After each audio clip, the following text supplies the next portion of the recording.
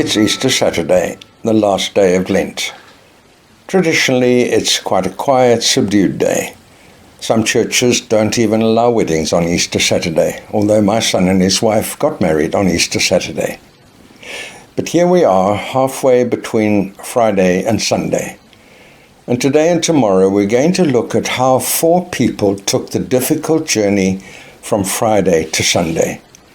A journey that all of us need to take. First we look at John. Now we know that Peter and John, as soon as they heard the body was gone, ran for the tomb. John outran Peter, the only evidence that we have that John may have been younger. But he doesn't go in. Peter arrives and he goes straight inside.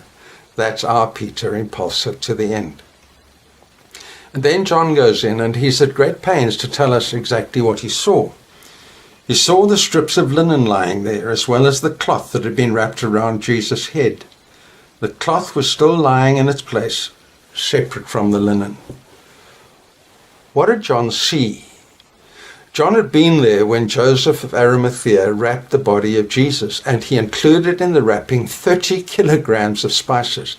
That must have taken a tremendous amount of cloth, and it was wound up like a mummy right up to his neck, and then a separate one for his head. What John saw was the whole thing still as it was, just collapsed under the weight of the spices, like an empty cocoon. And he knew immediately no one could have crawled out of there and left it intact. A miracle had taken place. And so we read the wonderful words, John saw and believed.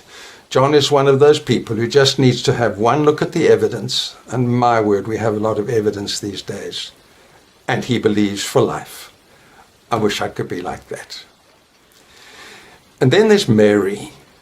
Mary was much more complicated. As well she might be. She had been possessed by 7 demons. What was that like? It ruined her childhood, ruined her early adulthood. And then Jesus set her free. But I get the feeling that Mary was still suffering from some of the scars. When we come to Jesus, he doesn't automatically remove all our personality scars. She's very emotional, and I think she's too dependent. So Jesus sets out to set her free, and he gives her more than anyone else has given. She also sees the linen lying there, but she's not in a state for logical evidence to help her. Then she sees 2 angels and hears them speak. What was that like? Then she meets this gardener, and he, like the angel, says, "Why are you weeping?" Now, there's nothing wrong with weeping. It shows our humanity. I sometimes wish I could weep more easily. Trevor Hudson, early in his career, was told by a wise old man, always remember, Trevor, in front of any congregation, that in front of every person is a pool of tears. Mary certainly had great reason for her tears. This man who delivered her from a living hell, that she depended on so much. She drank in every word he said. Now he's been brutally taken away.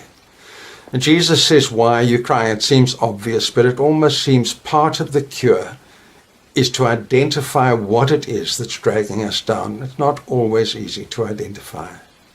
But the thing that really turns Mary is when she hears that wonderful voice say her name. It reminds me of Isaiah 43, "I've called you by name." And that song I love. He knows my name. He knows my every thought. He sees each tear that falls and answers when I call. And so Mary moves from Friday to Sunday, and she falls down at his feet and worships. But Jesus doesn't leave it there, because he knows she needs a bit of healing here. And so he gives her 2 commands. The first is, don't cling. Some people have a tendency to cling onto old experiences, to cling onto the past, or to crave new experiences, new evidence that Jesus loves them. And he says, don't cling. I want you to walk by faith, not by sight, not by feeling. The second thing he says is, go and tell my disciples. Sometimes the best way out of emotional morass is to get out and do things for other people, to start fulfilling my calling. Think what it meant to Mary. The thing she wanted more than anything else in the world was Jesus' physical presence. And now he tells her to walk away. And she does. And she's walking on her own 2 feet. She's a Sunday person.